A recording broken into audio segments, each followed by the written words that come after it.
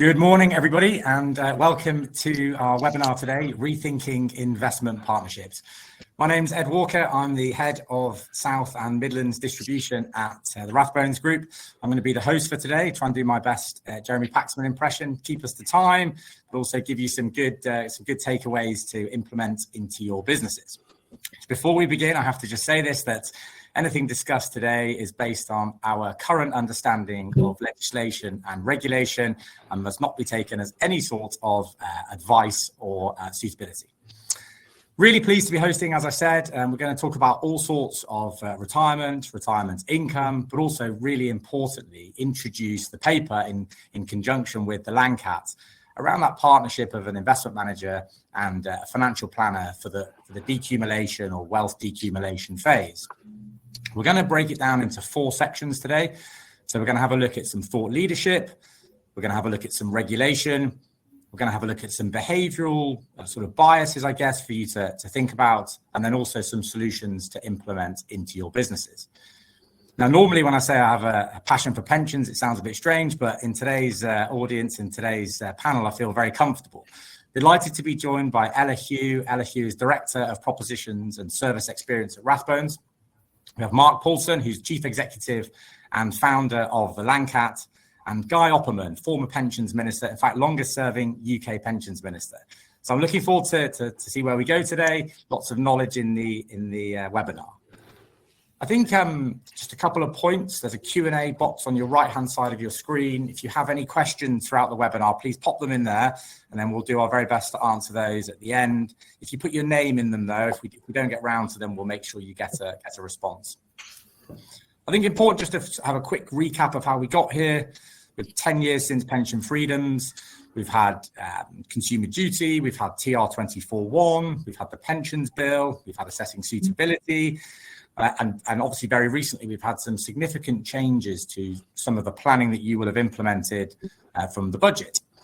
So there's lots going on, and I think that William Sharpe put it pretty nicely when he said that retirement income planning is the hardest, nastiest problem in finance. And I was thinking about this before, and I think that's because you as planners are trying to create a potentially fluctuating income over an unknown time horizon on a finite amount. And that's a really tricky challenge to overcome. There's lots of risks that are inherent within that. So we're going to try and look and unpick some of those risks. But I think a really good place to start would be with you, Mark. If you could introduce the paper, introduce some stats, that would be brilliant. Yep. Well, good morning, everybody. Thanks for coming and joining, and thank you, all the Rathbones people, for letting me come on and do this. So the paper that we've published with Rathbones will be available to you very shortly. And at the heart of it, we're trying to look at how advisors are attacking the problem that Ed outlines there. So if I maybe share just a couple of stats, a couple of key findings, just to get us going, and we'll see how we go. As a bit of framing, it's kind of axiomatic now that there is no single point of retirement, and we asked a couple of hundred advisors what their view of that was, and 99% of them agreed that retirement is a process rather than an event. It leaves us wondering what the 1% were thinking at that point, but there's always one, right? Or two in this case. So I think we all together, or whether we're in the supply side of the industry or in the profession where we're delivering financial planning, everybody knows this isn't a one and done thing. Everybody knows that work patterns have changed and all that kind of stuff. So that's useful, if only because it's a strong foundation from which to build. Worth mentioning as well, when we look at the point at which that process starts for many people now, often involuntarily and not always from a position of strength. We're moving into a world where we may have to plan for 40 years of what to do with that money. And there is always the danger, as one respondent said, that good old quote of too much life at the end of the money. And so we've got to be really, really careful with that. And it is awfully easy to get these things just a little bit wrong. One of the findings that the paper has from the consumer side is that roughly 3/4 of UK adults have done no retirement planning at all. Now, that doesn't mean there's no money there. right? They may well have accumulated some money, but in terms of actual planning, the kind of stuff that if you're watching this and you're a planner that you would recognize as working out what your goals are, trying to work out how the money fits into those and where the gaps are and all that kind of stuff, about 3/4 haven't done any of that at all. And that includes some people who've accumulated pension wealth. And then, of course, as the final bit of framing, as we all know, we live in a much more individualized system now. Most of us certainly prospectively don't have the pleasure of trustees looking after us as they might have done in a DB scheme. And of course, as we've written about in other papers, only about 9% of the UK population can avail themselves of financial planning. So we've got lots of things to think about there. Jump over to some more specifics for the advisors on the call. Big thing happened last year, and that is the outsourced investment propositions, centralized investment propositions. The outsourced flavor of those were the number one way that planners and advisors ran money. And for the first time in 2024, that beat advisors running it themselves. I made an absolute hash of saying that, but I think you know what I'm trying to say. People are outsourcing more than insourcing now, and that's been a trend. It's kind of gone up and down a little bit over the years, but that's kind of locked in now, and that's really important because it speaks to some of the key challenges that you have as firms, which is what are you here for? What's your job? What do you want to do with your 8 hours? Do you want to do planning? Do you want to do investment management? You can certainly do both. There's nothing stopping you doing both, but each of those is a very serious undertaking, particularly in a income withdrawal situation. You'll notice throughout this call, by the way, I will do my very best never to say the word decumulation because I think it's an absolute travesty of a word. Anyway, only about 1/3 of advisors that we spoke to think that the retirement income supply side, so the product space, the solutions that you can avail yourselves of are sophisticated enough. And that's really interesting. I think we might come back to that. More than half of our respondents believe outsourcing to enable more time to be spent on actual planning is the optimal approach.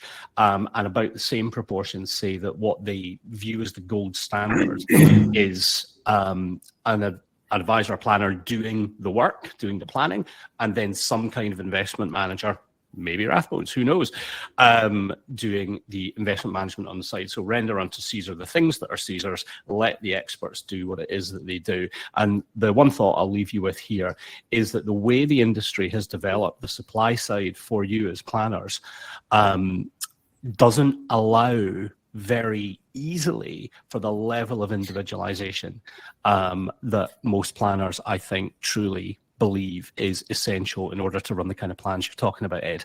And that's it for me. That's brilliant. Thanks, Mark. I think that gives a really good overview. I think the time is massive, isn't it? Giving advisors the time back to see clients or do what they enjoy. And Guy, can I come to you on that and just if you could just give your perspective on sort of why you think it's important for us to help advisors in this space? So if I go back to 2010, when I first got into Parliament, let's just contextualize this. There was no DC, let alone 8%, no pension freedoms, no consumer duty, no pension wise, no money help. I could go on at length. What is quite clear is the world has changed dramatically in the last 15 years, and probably you'd even say dramatically in the last 5 years.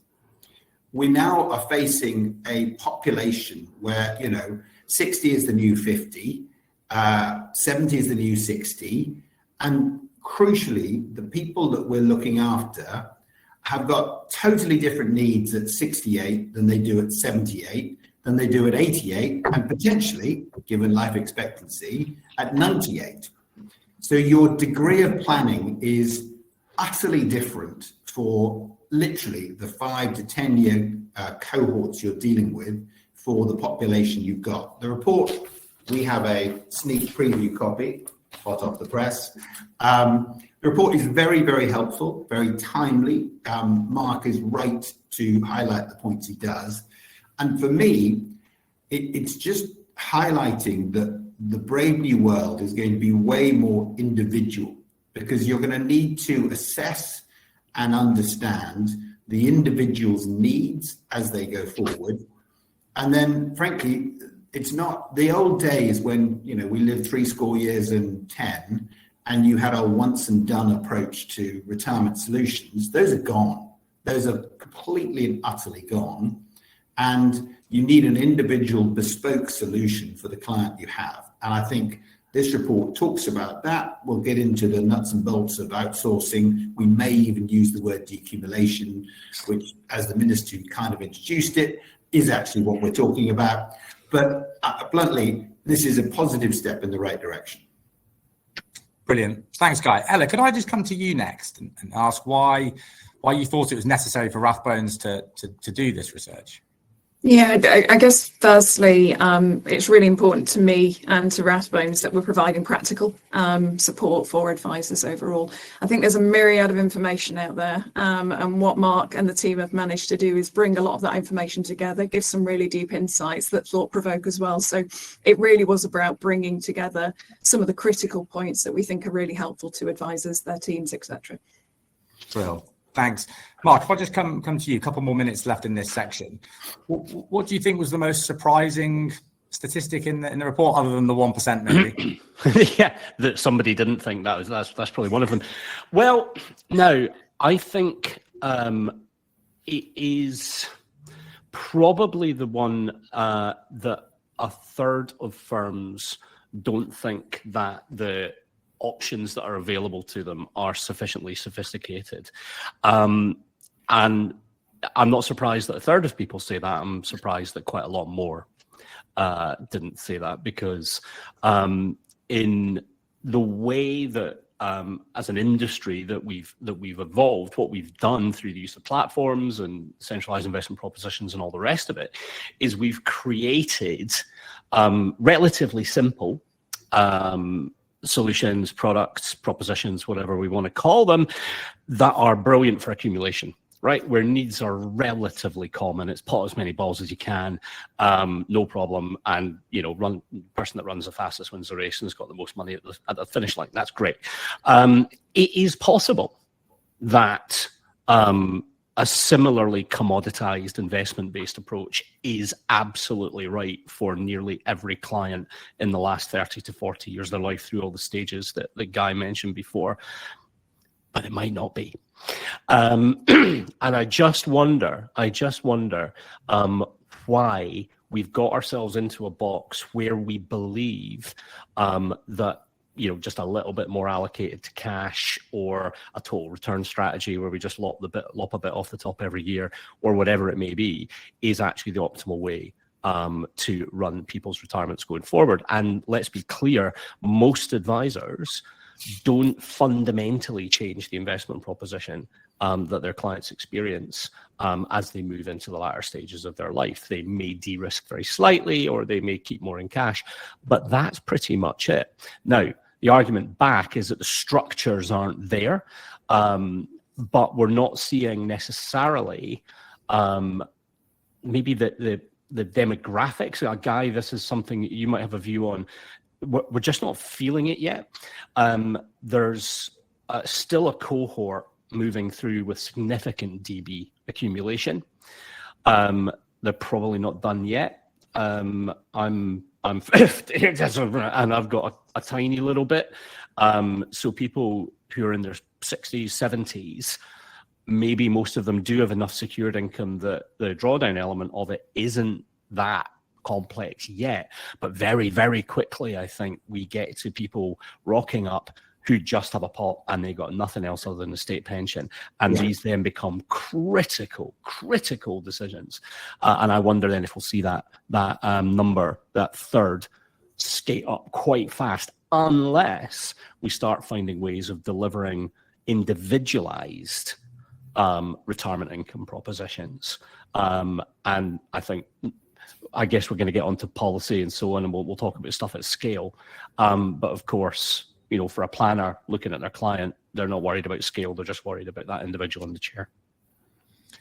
Thanks, Mark. Yeah, hopefully there'll be something imminently being launched by us to hopefully fill that gap. But I think it's a nice segue into Guy. I think that the role and responsibility has shifted possibly from the employer to the individual. So, Guy, would it be possible for you to sort of give your view on the sort of intent and outcome, I guess, of some of the regulation, consumer duty, some of the pensions regulation? So, a nice small question in a couple of minutes. Yeah.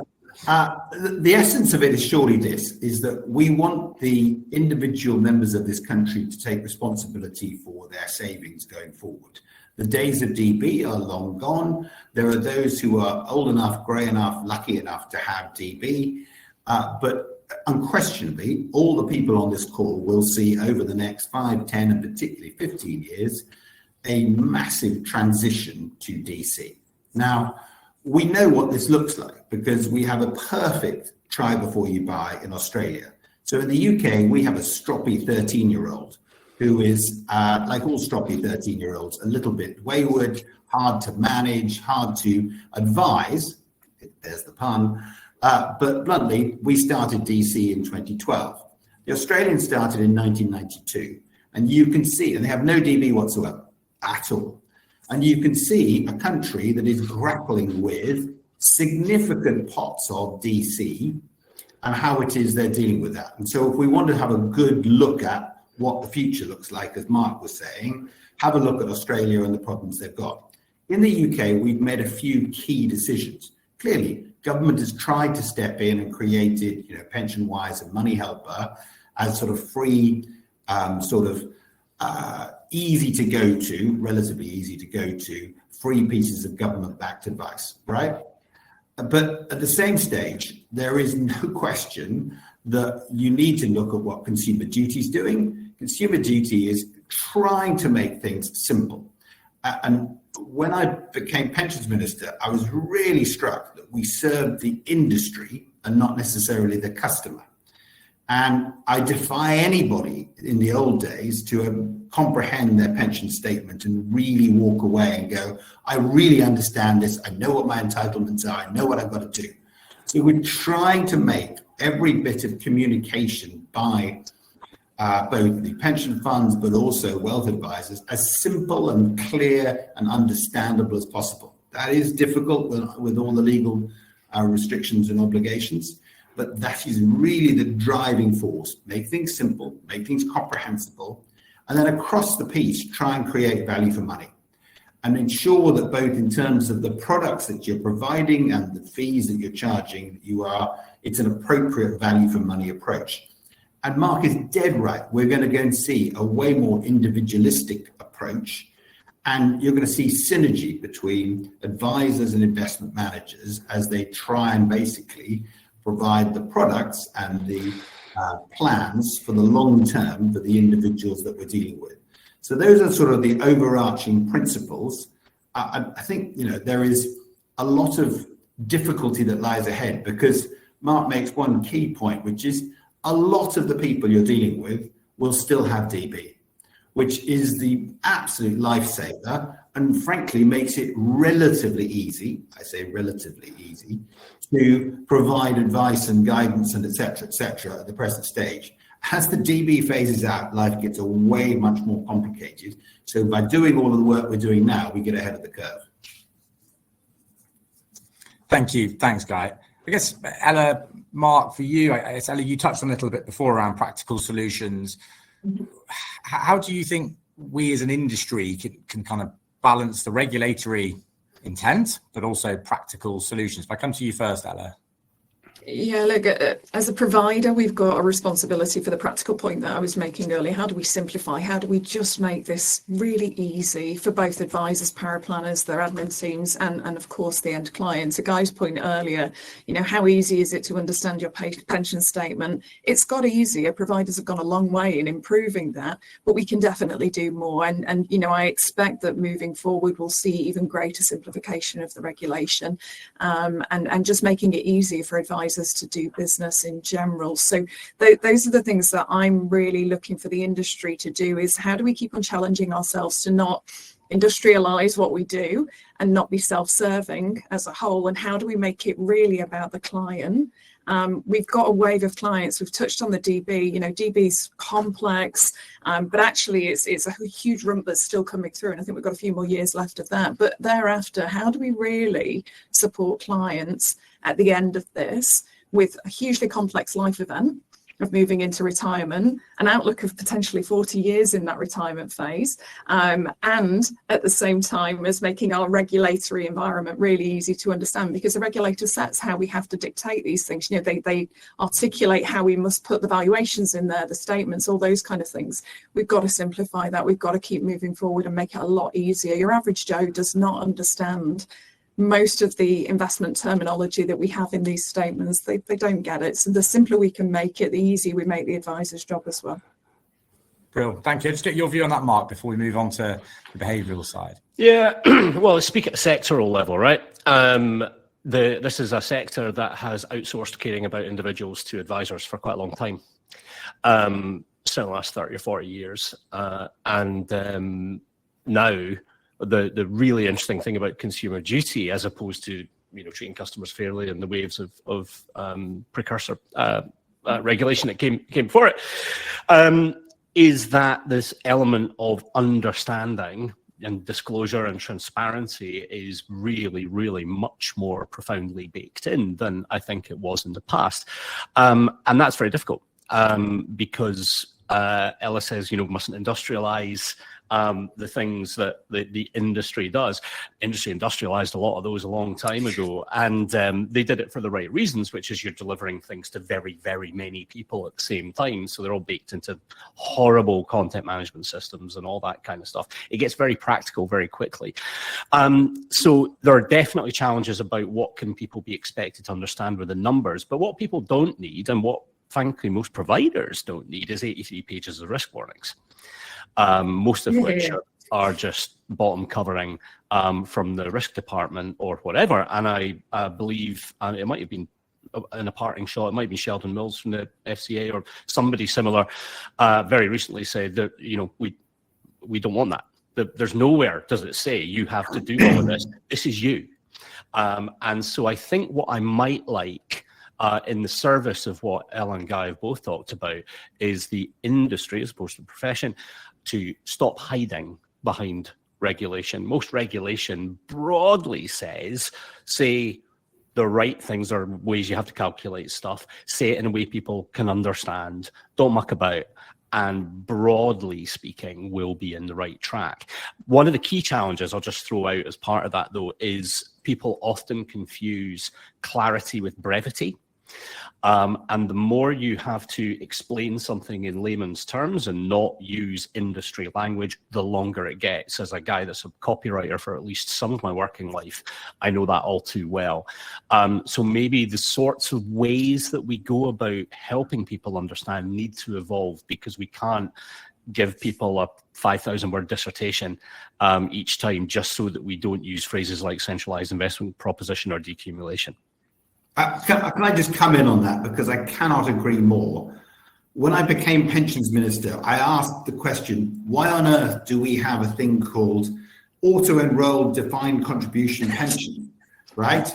And if I walked into the Dog and Duck in Hexham and went, who here has got an auto-enrolled defined contribution pension? Blank faces would come before me, and only the very much in the know would even know they've got it. Now, if your nudge theory is you're trying to make sure they don't understand they've got this, so they just keep saving it, maybe.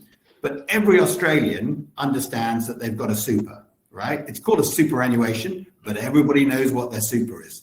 And I just finish on one key point, which is consumer duty is much abused, but it really can be reduced down to basically 10 words, which is simple comms, value for money, products for their needs, and support. Now, put it that way, that's basically what you should do anyway, right? And that is the basic sort of point. It's just trying to ram home that we want simple products that people can understand, which are value for money. Fantastic. I think that's a nice segue into the behavioural side. We've sort of covered this a little bit, but Ella, what sort of practical steps then, I guess, can advisors take to try and, I guess, bridge the gap between that sort of maybe lack of understanding from an emotional perspective and also a practical perspective? Oh gosh. I think advisors and the power planning teams have been doing this role for a very long time, to be honest with you. They are the interpreters of the regulation. They are the people who simplify it for Mrs. Miggins. And that's what they're amazing at. And I think they continue to do that. Now, the key thing for providers like us is how we make things easy for the advisors to actually do that time in front of clients in the way that they are best at.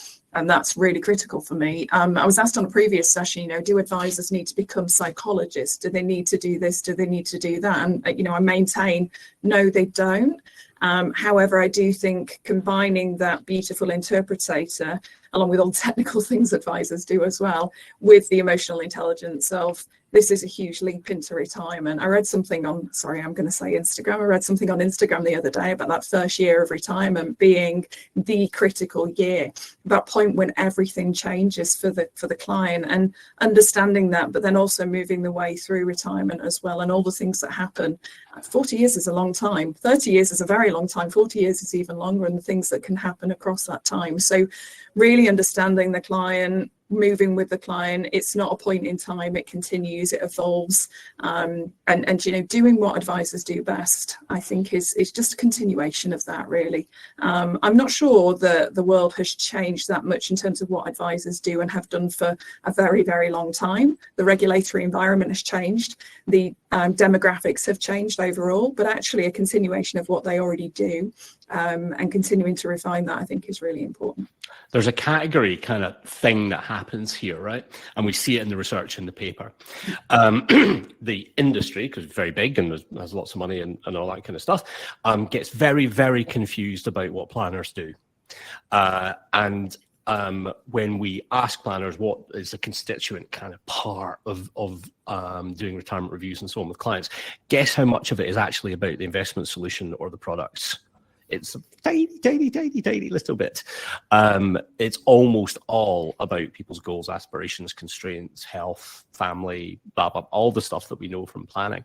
And there's a little bit of that other stuff tucked in as part of the meeting, but that, there's a lot of spoonfuls of sugar to help that little bit go down. And one of the frustrations that many planners have told us through successive waves of research for all sorts of people is that moment where the client meets the industry, that's a really difficult one to navigate. They can control the experience and do so, beautifully, absolutely beautifully. And then, oh my God, right, now we hit, so the act of consolidating your fragmented pension life. This isn't a webinar about transfers and letters of authority and all that kind of stuff. Different conversation. Yeah, and we all know the issues, right? But that's super difficult, and it's like it ruins the experience. Which, by the way, and something else we should probably toss into this conversation, is a premium experience, right? The act of going to a financial planner is a premium thing to do. Not everybody can do that. Not everyone's fortunate enough. That isn't planners' fault. Planners are running businesses, and people that can afford their services buy their services, and those that can't, we need to have a conversation about how those people move through an individualized process as well. But if I'm not a planner, thank goodness, because the poor clients, so it doesn't bear thinking about. But if we pretend I am for a moment, I'm really only interested in the people that are on my books. That's what I have to do. I have to do exactly what Guy described with my consumer duty hat on, which should be my only hat, by the way, and do the absolute best I can for them. And we come back to then individualization with someone helping you in a relatively kind of touch-heavy premium environment, as opposed to individualization in a mass context, which starts to get very, very difficult. And I guess that's what that's the next thing. But the industry shouldn't worry about what planners are up to. Planners will be absolutely fine. Thank you. Cheers, Mark. I get just a couple of minutes on this section. Guy, can I just get your take? You mentioned Australia earlier. Can I just get your take on the Australian market and maybe what lessons we can learn, and vice versa, perhaps? Well, I think we can learn a ton of lessons on accumulation in DC, of which they've got it spot on, value for money, net performance results. They are really, really, really good. They are not so good at the dreaded word decumulation. So I was literally at the Australian Superfund conference 2 weeks ago, where I extolled the virtue of wake-up packs and a midlife assessment, and what I call the midlife MOT. And they both went, what's a wake-up pack and what's a midlife assessment, and obviously what's an MOT? The reality is, though, they are not very good on decumulation. And they have a lot of Australians who retire with 500,000 Australian dollars and die with 500,000 Australian dollars. And you know, understandably, they are the richest people in the graveyard. And I think one of the questions that whether you are, I'm not a influencer like Ella, but whether you are giving the philosophical advice, what you're doing is, you know, do you want to be the richest person in the graveyard? Because if you don't, and you want to do it in a different way and have a structured payment throughout your retirement, then this is the sort of things you need to do. So I think we can learn a lot from them on accumulation. I give a couple of final points, which is the bits that they are really gobbling up is midlife assessment, which is for me, and you know, people tune into these things and read reports and sometimes go, well, that's all very well good, you're telling us something new. The bit that I really took away from Australia is the earlier you actually intervene, in other words, between 45 to 50, the more time you've got to make a difference. And you can start the conversation that Mark is talking about way, way, way earlier. And it's genuinely is a midlife assessment saying, look, the facts of life are you have got this amount of money, but you don't have a plan. You've got this amount of time to retire. This is your state pension. That is really gaining traction in Australia. And it is really noticeable that their attempt to address retirement planning, however you want to dress it up, is starting a lot earlier and is much more based around a intervention about 20 years prior to retirement. That's brilliant. It's a really nice takeaway, isn't it, for people to have a think about? I guess it's sort of happening throughout that review process, but perhaps to formalise it's a really good idea. And that moves us on to the next section, and this one's for you, Mark. I think given that shift that we've kind of discussed today a little bit around coaching, personalisation, definitely. What skills do you think will define, I guess, the successful advisor, the successful planner over the next sort of 5-10 years? Well, there's kind of two bits in there. The first is the skills that planners have already, right?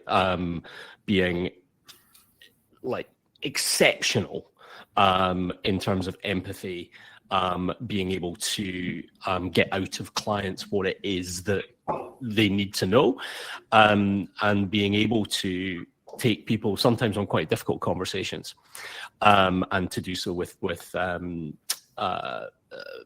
a sort of gentleness which stuns lots of people, because everyone thinks it's about the money, and of course it's not about the money at all. So just keep doing all of that stuff and keep your technical awareness and up and all that, all the kind of basics. But the difference, I think, between firms who will be incredibly successful and those who will be absolutely fine and bump along, because the advisory sector is in pretty good health, actually, I think is understanding the nature of specialization. I think we're moving to a world where everything is getting more and more complex and interconnected. And so, for example, the act of creating portfolios when you've got the world at your feet, and it's not just, you know, the mixed fund A or mixed fund B that we're worrying about anymore. And it hasn't been that for 15-20 years because of platforms and all that kind of stuff. But now we've got even more. You know, you can wake up in a bad mood and suddenly everyone's in Japanese warrants because you put them there. You're going to prison, but, you know, you can do it. Now, with that degree of power, I'm pretty sure there's a movie somewhere that said it's something to do with responsibility when you've got that degree of power as well. So using that in the right way, if you want to do that's great, but that's a specialization. So your firm has to create that specialization. You can't do off the side of your desk. I'll throw one more in there just as another little example. Technology. We've got advisors becoming amateur technologists, trying to stitch together different things that they want to use as part of the planning process in order to have some degree of streamlining of their business. And it's not working. It's not working very well at all. You literally got planners we know investing in coders to try and build middleware to make things talk to each other. And the industry hasn't done that very well at all.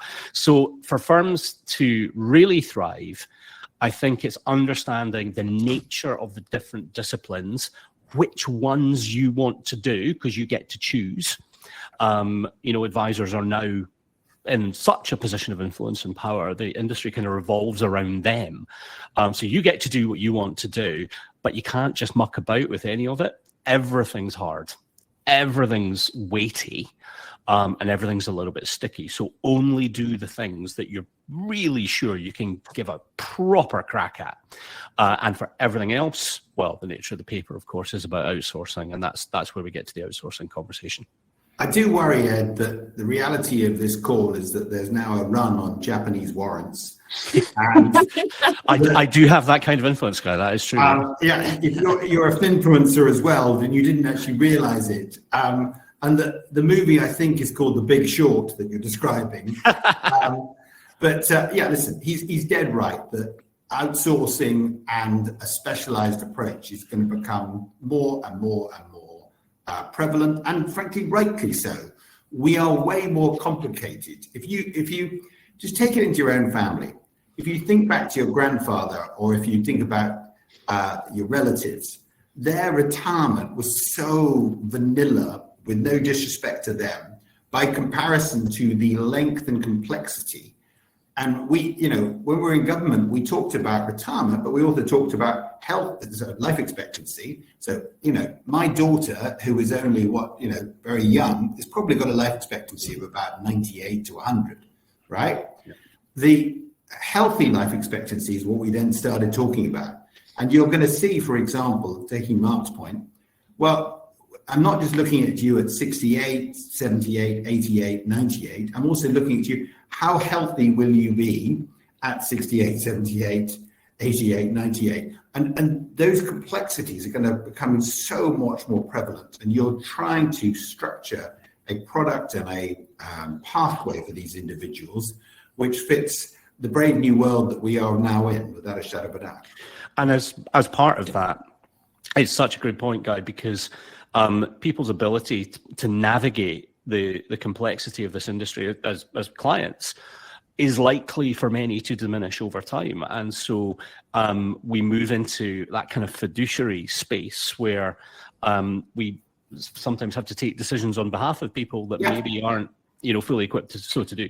100%. I mean, I think, the unwritten problem that we have, the elephant in the room, is the prevalence of growing dementia and Alzheimer's in elderly customers and all of our parents, etc. And how do you then make decisions on financial planning for someone who has no longer got the cognitive capability, and or then the relationship you have to build up with their designated signees for their finances? Yeah, Guy, I think that's something, not wanting to get too much into the kind of long-term care and end-of-life kind of provision and so on, but we do increasingly see a bit of a mismatch as well between where the client started before, their decline into dementia, and their family when they take over the power of attorney and so on. So you do see that mismatch in terms of attitude to risk, because they're a lot younger and so on and so forth. So it's quite an interesting problem to manage, and look, the planners are at the centre of that. They're at the core of navigating that through, and that's where the partnership with the investment manager becomes super important, and how we navigate all of the stakeholders in a very, very complex, highly emotive situation as well. This is not straightforward. This is, heartbreaking for the families who are going through that side of things as well, whilst making some really critical life decisions. We all know that care homes are not low price, and making the money last to deal with those things is really quite an interesting one for us all to navigate as well, and that's where the partnership's key. And we were back to specialization again, because if you're a planner, you can only charge each client so much, right? The amount of work that goes into what you've just described, Ella, is clearly massive, particularly when dealing with personal representatives or trustees or whatever else is there, and to then say, okay, now I need to go and execute those investment kind of changes or whatever else. I like the idea for in these situations of the planner being at the center and kind of assembling team client, and you've got legal stuff in there. You might have specialists in end-of-life care or long-term care. I know many planners are members of STEP, and similar kind of later life bodies, and specialize again in that. And my goodness, for any younger planners or people thinking about it, it's going to sound weird, but if you want a fantastic career that will last you for a very long time, specialize in later life planning, because it's not going away. Thanks, guys. I'm conscious of time here. So, Ella, can I just come to you, just some final thoughts around how Rathbones are positioning our, I'll say, decumulation or retirement income. Oh, I'm banning that. I'm banning the former. I'm banning it. Sorry, Guy. I don't like the word decumulation either. It just feels very that way, and we know retirement doesn't look like that, and we know it looks different. So look, here at Rathbones, we pride ourselves on partnering with the financial planners to execute on portfolios that really work for the client's differing circumstances. As this longevity risk starts to grow and grow and grow, and we're really dealing with a much more protracted timeline, we're looking at solutions that are scalable, that can manage a very, very complex set of events. And in the new year, we will be coming live with our personal solution for the financial advisor market, where we will partner and provide very, very much tailored solutions that the advisors can deploy at more scale as well. Leave that side of things to us. That's super important. The other thing as well that is really important to me and the rest of the team is how we are really easy and simple to do business with. So we continue to make strides in that, because we don't want clients feeling the industry. The industry itself can get caught up, as we've said already. We don't want clients feeling that, and advisors and their teams having to navigate that as well. We need to do what we say we're going to do, and we need to deliver things really easily, kind of the swan effect of doing things. They don't need to see all the behind the scenes things. So we need to keep on making that a lot simpler. Brilliant. Thank you very much, Ella. Yeah, I'm going to come to some of the questions now. First one is for you, Guy. It's an interesting one. It's around some of the changes that have happened over the last, well, certainly the last budget last week, have eroded quite a bit of trust in the system. How do you think we can kind of, I guess, regain that trust? I think, listen, anytime you mention pensions and tax, it is a negative, bluntly, because I think all the people on this call will now be facing conversations with various people saying, so is my pension going to be taxed on the way in? And that, I think, is a really big negative.